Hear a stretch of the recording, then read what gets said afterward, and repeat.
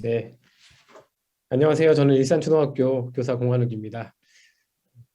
화면 공유하면서 말씀드리도록 하겠습니다.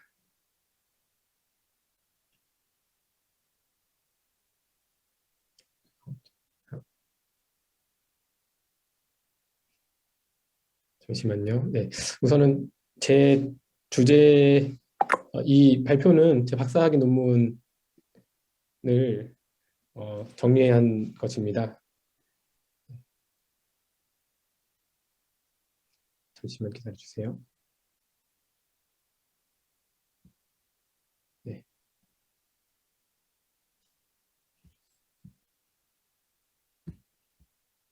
화면 공유하겠습니다. 네, 잘 보이시나요?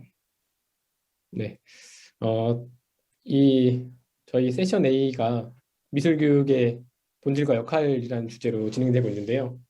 미술학습 부진의 개념과 요인은 어찌 보면은 미술의 본질 그리고 학습의 그 본질과 충돌되는 측면들이 있습니다. 제목을 보셨을 때 미술에서 학습 부진을 말할 수 있는가 라는 그런 의문이 드시는 분들도 꽤 많을 것으로 예상이 됩니다. 저는 그런 질문으로부터 이 연구를 시작했는데요. 그렇다면 우리가 이 미술학습 부진이 과연 존재하는가, 존재한다고 말할 수 있는가로부터 설명을 드리도록 하겠습니다.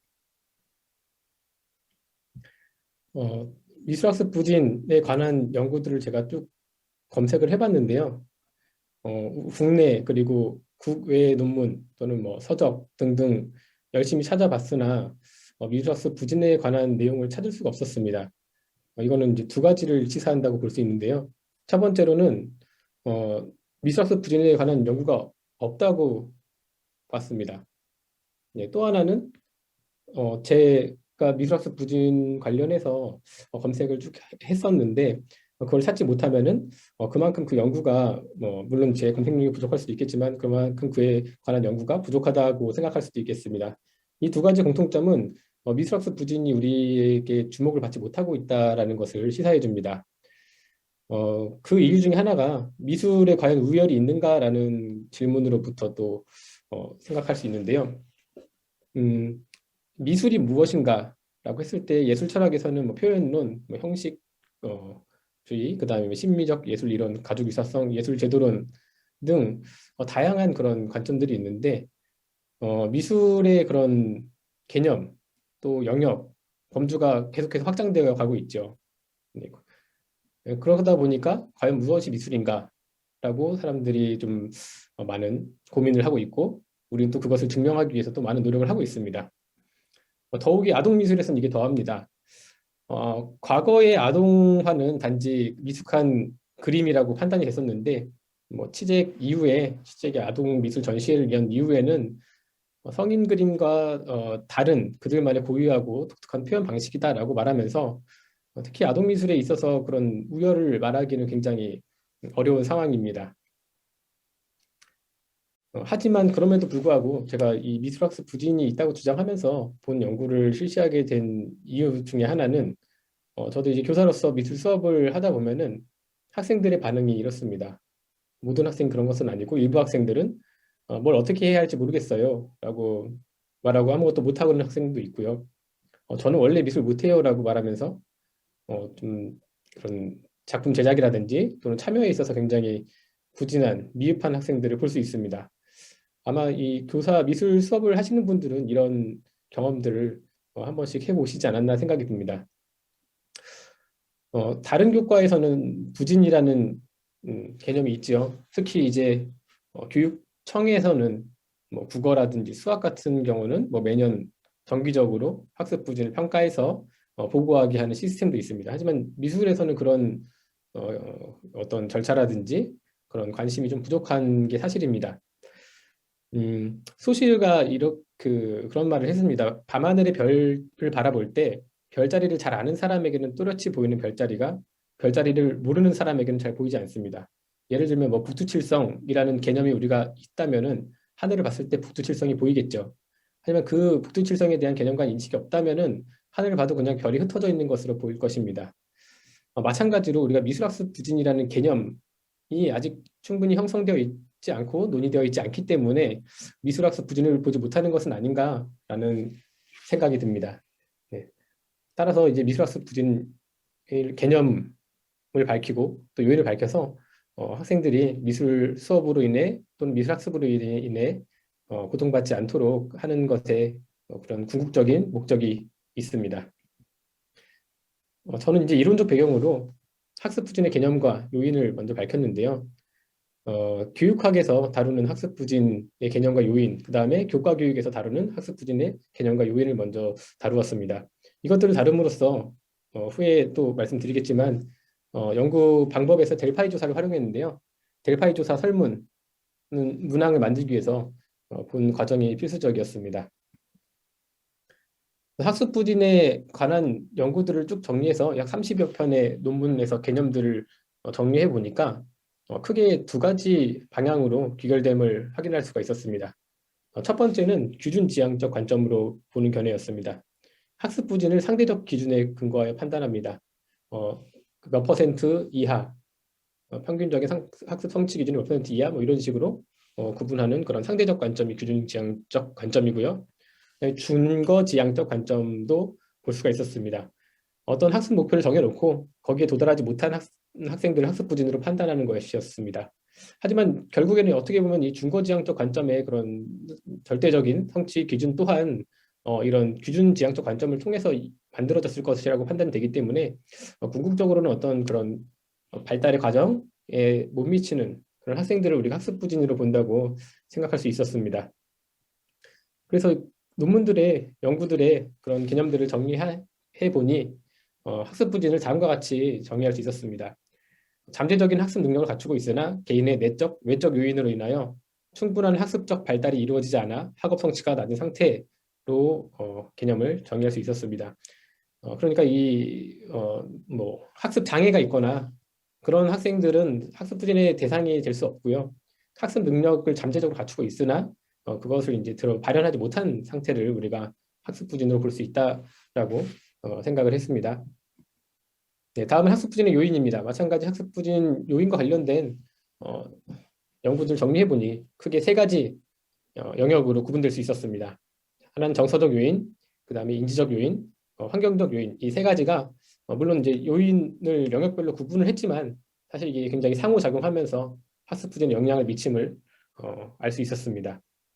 이런 요인들이 극복될 때 학습 부진에서 벗어날 수 있는 것이겠죠. 학습 성취, 그렇다면 학습 부진을 극복하고 학습 성취가 어떻게 이루어지는지 보았을 때 일단 그 학습 장애가 아닌 상태에서 기초학습 능력은 어느 정도 갖추고 있을 것입니다. 수업은 학습 기회를 제공하는 그런 수업의 장이고요. 네, 학습이 이루어지겠죠. 네, 이때 이제 여러 가지 학습 부진의 요인들이 작용할 것입니다. 인지적 요인, 정서적 요인, 환경적 요인들이 작용을 하는데 어느 대부분의 학생들이 이것을 쉽게 극복하겠죠.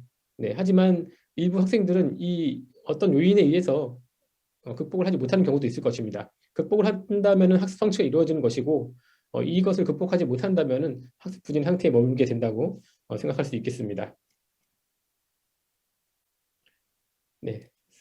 다음 미술적 발달에 관해서도 문헌 연구를 해봤습니다. 이 미술적 발달 관련해서도 미술의 학습의 부진의 개념에 대해서 아까 보았듯이 어떤 발달이 충분히 이루어지지 않는 상태를 우리가 학습 부진으로 볼 수 있기 때문에 미술적 발달에 관한 연구들을 분석해서 미술학습 부진의 영역을 델파이 조사하기 위한 그런 참고 자료로 삼았습니다.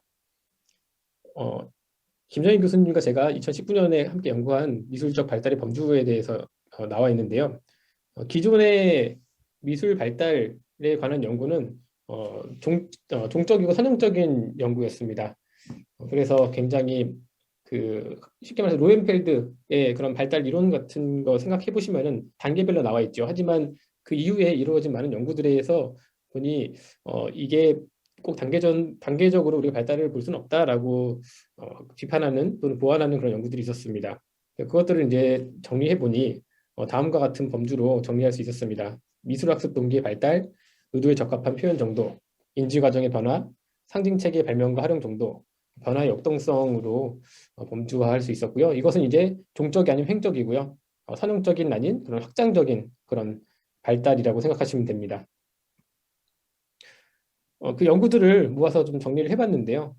네, 각 연구자들의 그런 횡적 확장, 미술적 발달 관련된 연구들을 핵심 요소들을 정리하고 그걸 다시 귀결돼서 그 공통점들을 추출해 보니 미술적 발달의 범주가 이전 연구에서는 이 5개 영역으로 범주가 됐었는데 사회 문화와 상호작용 정도도 하나의 범주로 형성될 수 있음을 확인할 수 있었습니다.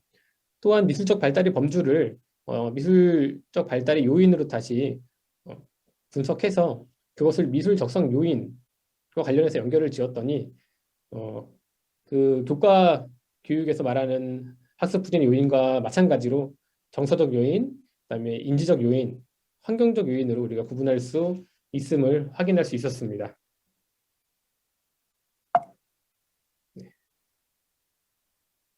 다음 연구 방법에 대해서 말씀드리겠습니다. 저는 2가지 연구 방법을 사용했습니다. 왜냐하면은 첫 번째로는 미술학습 부진이 현장에 존재하고 있음을 좀 밝히고 싶었고 그렇기 때문에 해석학적 현상학 연구를 통해서 미술학습 부진을 경험한 교사들의 체험, 경험을 좀 들여다보기로 했습니다. 교육학적 현상학 연구에서 주로 많이 활용되는 반면원의 연구 방법을 적용했고요. 미술학습 부진이라는 그 사태 자체를 파악하기 위해서 미술교사들의 학습 부진과 관련된 경험에 대해서 기술과 해석의 방법을 사용했습니다. 연구 참여자는 총 6분의 연구 참여자가 계셨는데요. 조건은 5년 이상 교육 경력, 그다음에 미술 교육 관련된 연구 경험이 있으셨고 석사학위 이상 조건을 갖춘 분들을 섭외했습니다. 네, 다음 델파이 조사인데요. 델파이 조사는 이제 미술학습 부진의 개념과 그런 요인들을 좀 명확하게 하고자 해서 실시한 연구 방법입니다. 델파이라는 것은 이제 그 그리스의 그런 신탁을 하는 것이죠. 그래서 델파이 조사는 아직 정확하게 규정되지 않은 개념이라든지 어떤 미래에 대한 예측을 하기 위해서 전문가들의 의견을 모으는 그런 조사 방법인데요. 혼자보단 둘이 낫다라는 그런 큰 대명제 아래 시작되는 개념입니다. 패널 선정은 전공은 모두 미술 교육 하신 분이었고요. 네, 총 30명의 전문가를 델파이 조사 패널로 선정하였습니다. 교수님들도 많이 계셨고, 네, 그 다음에 초등 또는 중등에서 근무하시는 선생님들도 계셨습니다. 이 자리를 빌어서 참여해 주셔서 다시 한번 진심으로 감사드린다고 말씀을 꼭 전하고 싶었습니다. 감사합니다. 네, 분석 방법은 서술형 문학, 내용 분석과 통계적 분석이 있었는데요. 내용 분석은 이제 서술형 문항에 관한 분석이었고요. 통계적 분석은 평균, 표준 편차, 그다음에 내용 타당도 비율을 분석했습니다. 여기서 내용 타당도 비율은 문항과 관련해서 매우 그렇다 또는 그렇다와 관련된 부분들을 추출해서 얼마나 타당성이 있는가를 판단하는 것입니다. 우선 해석학적 현상학 연구 결과부터 말씀드리도록 하겠습니다. 체험을 제가 인터뷰를 하고 기술을 해보니 다음과 같은 본질적 주제와 하위 주제로 구분할 수 있었습니다. 우선 본질적 주제는 미술학습 부진의 존재, 미술학습 부진에 대한 관념의 불확실성, 미술학습 부진의 모습, 미술학습 부진 논의의 부재, 미술학습 부진 극복을 위한 노력 5개의 본질적 주제를 수출해낼 수 있었습니다. 하위 주제로서는 어렴풋한 미술학습 부진의 존재를 느낌 이외에 이렇게 다양하게 나타날 수 있었는데요. 미술학습 부진이 우선 존재하고 현장에 하지만 그것이 굉장히 불확실하다. 우리는 그것에 대한 개념이 없기 때문에 미술학습 부진을 말할 수 있는가라는 그런 불확실성, 모호함에 대해서 또 경험을 들을 수 있었습니다. 실제 겪으신 수업을 하시면서 만나는 미술학습 부진의 학생들 그런 모습들에 대한 내용도 있었고요. 하지만 어떤 미술학습 부진에 관한 논의가 부재될 수밖에 없었던 그런 상황들에 대한 이야기도 나누었습니다. 그럼에도 불구하고 선생님들께서 미술학습 부진을 위해서 굉장히 다양한 방법으로 또 적극적으로 노력해 주시고 있음을 확인할 수 있었습니다. 많은 인터뷰 자료가 있는데 그중에 좀 핵심적인 제가 하고 싶은 말과 많이 담고 있는 그런 부분들을 두 부분만 추출해 왔는데요. 예, 이 당연한 거라고 교육학으로 보면은 당연히 있다고 이렇게 말씀하시는 분도 계셨고요. 어, 고등학생임에도 불구하고 5세, 7세 정도의 수준의 그림을 못 넘어선다고 이렇게 말씀하신 분도 계셨습니다. 예, 그런 학생들을 미술학습 부진으로 봐야 되지 않을까요? 라고 말씀을 해주셨는데요. 예, 굉장히 저도 공감을 하고 현장에서 실제로 어려움을 겪는 학생들이 있음을 확인할 수가 있었습니다.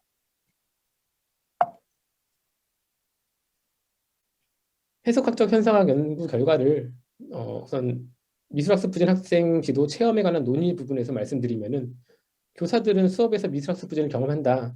그리고 교사들은 미술학습 부진에 대한 명확한 개념을 갖고 있지 못하다. 그리고 체계적인 미술학습 부진 극복 방안의 마련이 요구된다라는 것을 논의할 수 있었습니다. 교육학적 의의로는 미술학습 부진의 존재를 확인했고요. 미술학습 부진 학생, 이 추후에 미술학습 부진 학생과 관련된 그런 교과 내용, 방법에 관한 기초 자료를 제공할 수 있다고 생각이 됩니다. 또한 미술학습 부진에 관한 연구가 더욱 확장될 수 있다고 보았고요. 미술학습 부진 관련 교육 정책이라든지 사회적 분위기 현재는 굉장히 무관심한데 이런 것들이 좀 형성되지 않을까 생각이 됩니다. 다음은 델파이 조사 결과입니다. 델파이 조사는 2차에 걸쳐서 진행이 됐습니다. 네, 우선은 저는 문헌 연구에서 델파이 조사 문항을 충분히 구성을 했기 때문에 보통 델파이 조사 3차로 이루어지는 경우도 많은데 저는 2차로 구성을 했고요. 크게 대영역은 두 개로 보았습니다. 미술학습 부진의 개념과 영역이 하나의 상위 영역이었고요. 두 번째로 미술학습 부진의 요인이 또 하나의 상위 영역이었습니다. 문항은 구조화된 문항과 서술형 문항을 혼용하였습니다. 우선 미술학습 부진의 개념에 관해서 델파이 조사 결과 다음과 같이 정리할 수 있었습니다. 우선 미술학습 부진의 개념을 다룰 때 타교과 또는 교육학적인 측면에서 미술학습 부진을 정의하는 것과 유사한 방식을 사용하였습니다. 그래서 미술학습 부진의 대상, 그다음 미술학습 부진 작용하는 원인, 그리고 미술학습 부진 상황 이 세 가지로 좀 구분을 해서 어, 그것을 함께 하나로 모아서 미술학습 부진의 개념을 제안하고자 합니다. 인지적, 정서적, 신체적 측면에서 미술 교과 학습 능력을 갖추고 있으나 여기까지는 이제 대상이죠. 어떤 그 선결적인 그런 대상인 거고요. 개인의 내적, 외적 요인으로 인하여 충분한 학습적 발달이 이루어지지 않은 상태, 개인 내적, 외적 요인을 미술학습 부진의 작용 원인으로 보았고요. 미술 표현 능력 및 미술 인식 능력과 같은 미술 능력이 일정한 교과 학업 성취 수준에 미치지 못하는 상태, 상황을 종합해서 다음과 같이 제안하였습니다. 다음은 미술학습 부진의 영역입니다. 선행연구에서는 이 미술학습 부진의 영역을 6가지로 제시하였는데요. 델파이 조사 결과 2가지는 타당하지 않다고 보는 의견들이 많았습니다. 따라서 다음과 같은 4가지 영역을 미술학습 부진의 영역으로 볼 수 있었습니다. 미술학습 동기의 발달, 의도에 적합한 표현 정도, 인지과정의 변화, 상징체계의 발명과 활용, 이 영역에서 미술학습 부진이 나타난다고 볼 수가 있습니다. 다음은 미술학습 부진의 요인입니다. 미술학습 부진의 요인은 정의적 요인, 인지적 요인, 환경적 요인으로 크게 구분할 수 있었는데요. 이 하위 요소들을 델파이 조사한 결과 다음과 같이 하위 요소들을 범주할 수 있었는데요. 정서적 요인에서는 적극성, 집중성, 활동성, 수용성을, 인지적 요인에서는 창의력, 인지력, 표현력을, 환경적 요인에서는 가족 요인, 학교 요인, 사회 요인을 이 하위 요소의 범주로 담을 수가 있었습니다. 다음 결론입니다. 우선 연구의 시사점은 미술학습 부진 현상이 학교 교육 현장에 존재하면서도 이런 개념의 부재, 그리고 교육 관계자들의 무관심, 또 사회적으로도 무관심하지요. 네, 그런 복합적인 원인으로 교사들에게 이게 충분히 인식되지 못하고 있다는 것을 확인할 수 있었고요. 네. 미술학습 부진의 연구에 이것이 어떻게 활용될 것이냐면은 미술학습 부진 영역에 대한 내용은 교사들이 미술학습 부진 현상을 바라보는 데 필요한 구체성과 명확성을 부여하는 렌즈의 기능을 할 것입니다. 네, 또한 미술을 가르치는 교사들이 미술학습 부진에 대한 요인에 대한 그런 이해가 충분할 때 미술학습 부진에게 학생에게 어떠한 교육을 할 것인가라는 그런 개념들이 좀 더 명확하게 작용할 수 있을 것이라고 봅니다. 네, 제 발표는 여기까지인데요. 네, 끝까지 들어줘서 너무 감사드리고 이런 제 졸업 박사학위 논문을 발표할 기회를 주신 한국조형교육학회에도 진심으로 감사드립니다. 감사합니다.